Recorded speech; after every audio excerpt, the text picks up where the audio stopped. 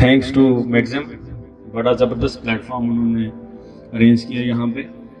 और मैं voluntarily farmers को जिस पॉइंट ऑफ व्यू से हमेशा गाइड करता हूँ, ये उसी को लेके चल रहे हैं। तो इस पे भी मैं थोड़ा सा बात करूँगा, लेकिन थोड़ा सा मैं आज यहाँ पे आऊँ तो मैं अपनी कंपनी के बारे में और प्रोडक्ट्स का थोड़ा सा आपको एक ब्रीफ सा तारुफ कराऊंगा कि हम क्या है और काम कैसे कर रहे हैं।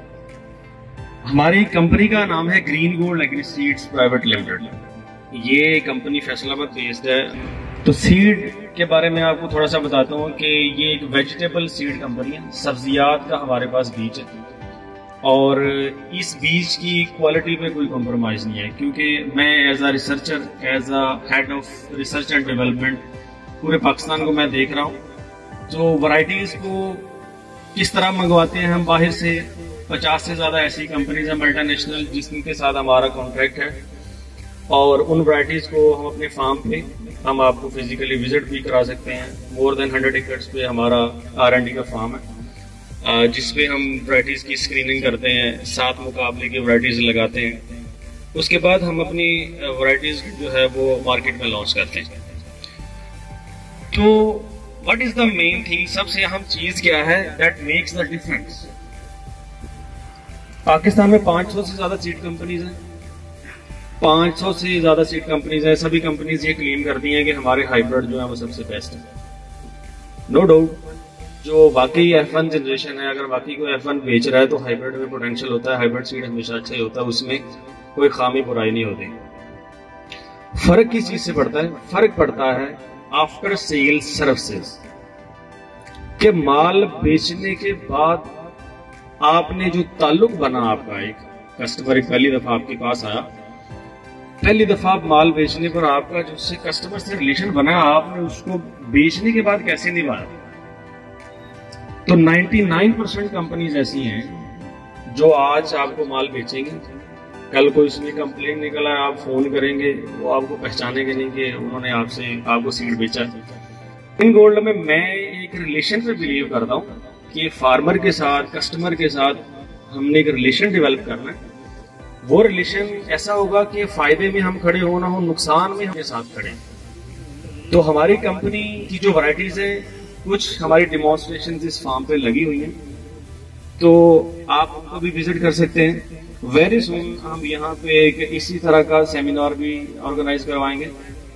तो हमारी जो वैरायटीज हैं वो एक तो टेस्टेड है, उनमें हम 3 तरह की जो है ना वो गारंटीज देते हैं। नंबर 1, हमारी जो प्रोडक्ट है उसकी जर्मिनेशन की गारंटी होगी। नंबर 2, जो प्रोडक्ट हम आपको दे रहे हैं वो प्राइस में पाकिस्तान में जितनी भी एग्जिस्टिंग कंपनीज हैं उनमें सबसे सस्ता बीज हमारा होगा, आप इसे कंपेयर करके देखिए।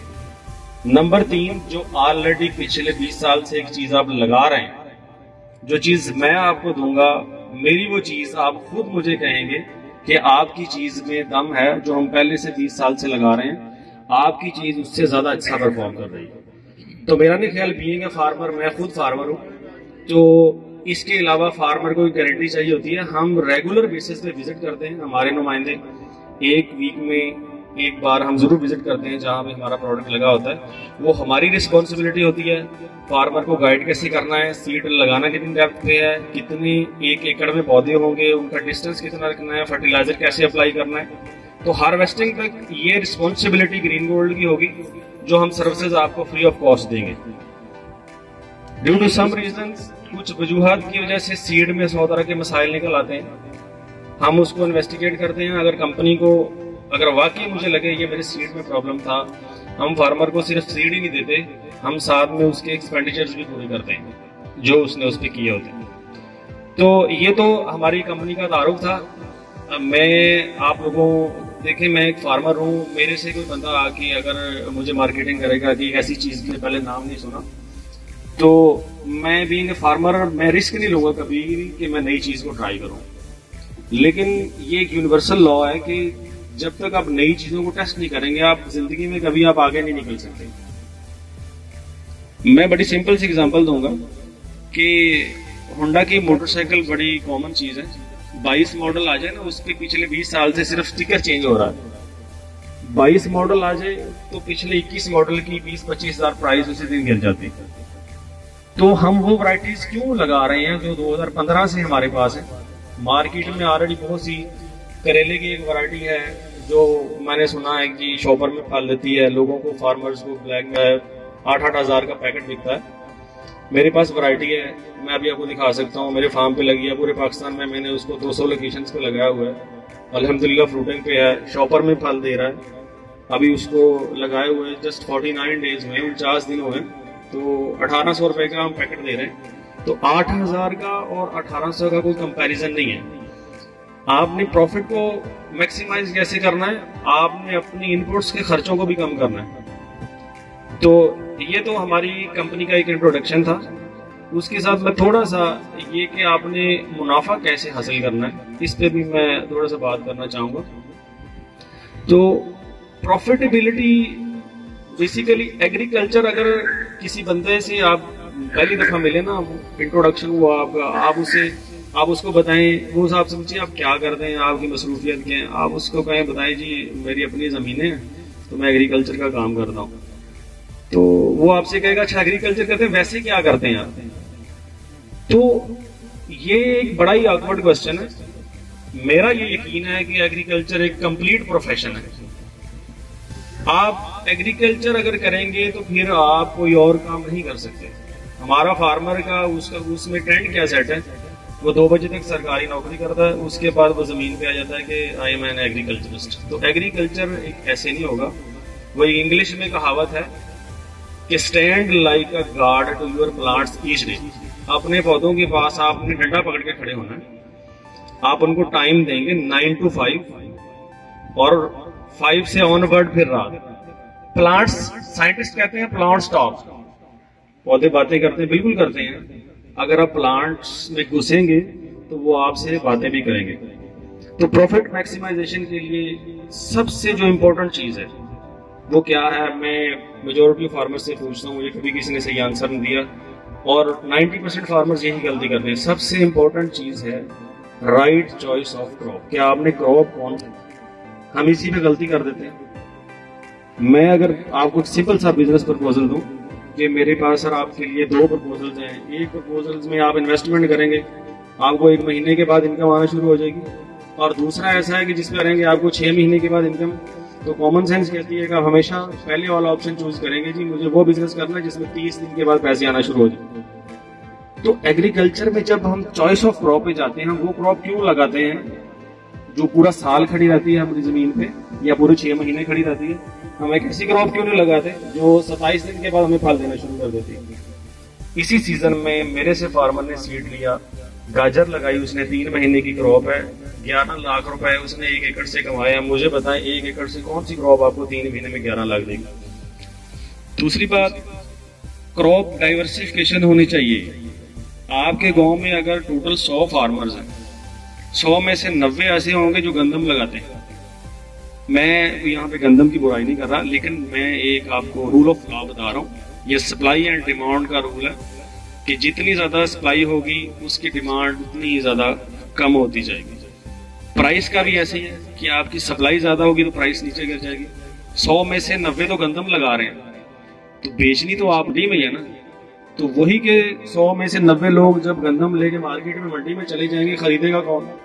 तो एक बैलेंस होना चाहिए कि 50 लोग गंदम लगाएं, 10 लोग वेजिटेबल्स में आ जाएं, 10 लोग कोई और चीज। तो एक डाइवर्सिफिकेशन होनी चाहिए। दूसरा, उसमें इनपुट्स की बात आ जाती है। फर्टिलाइजर की बड़ी जबरदस्त बातें यहाँ पे हुई हैं। मैं अक्सर कहता हूँ कि बड़ी सिंपल सी फर्टिलाइजर की मैं एग्जांपल देता हूँ। अंडा एक बड़ी सेहतमंद खुराक है।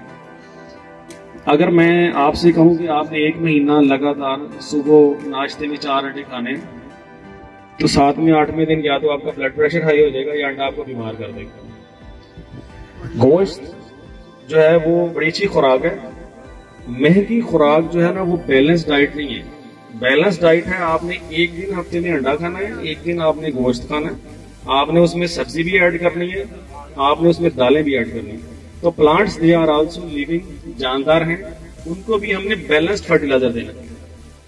तो बैलेंस फर्टिलाइजर हम कैसे देंगे? बैलेंस फर्टिलाइजर देने के लिए जो मेन एग्रीकल्चर का रोल है उसमें 4 चीजें हैं कि right time, right product, right source and right amount. आपने सोर्स कौन सा यूज करना है, आपने कितनी मिकदार में लगाना है, आपने कब लगाना है और कैसे लगाना है। इनमें से कोई भी एक चीज आप मिस करेंगे तो आप कभी भी फर्टिलाइजर से वो फायदा नहीं होगा, उसमें पोटेंशियल है।